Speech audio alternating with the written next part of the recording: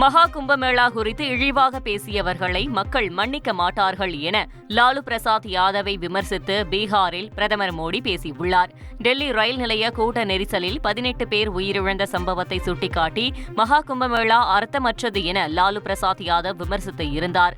அவரது இந்த விமர்சனம் சர்ச்சையான நிலையில் முந்தைய லாலு பிரசாத் யாதவின் ஆட்சியை விமர்சித்த பிரதமர் மோடி இதேபோல்தான் ராமர் கோவில் விவகாரத்திலும் இவர்கள் எதிர்ப்பு தெரிவித்தார்கள் என்று விமர்சித்தார். உத்தரப்பிரதேச மாநிலம் பிரயாக்ராஜ் நகரில் வெகு விமரிசையாக நடைபெற்று வரும் மகா கும்பமேளா நாளையுடன் நிறைவடைகிறது. 144 ஆண்டுகளுக்கு ஒருமுறை வரும் மகா கும்பமேளா கடந்த ஜனவரி மாதம் 13ஆம் தேதி தொடங்கியது. அன்று முதல் தற்போது வரை திரிவேணி சங்கமத்தில் சுமார் 62 கோடிக்கும் அதிகமான பக்தர்கள் புனித நீராடினார்கள். சிவராத்திரி தினத்தன்று மகா கும்பமேளா நிறைவடையவுள்ளது.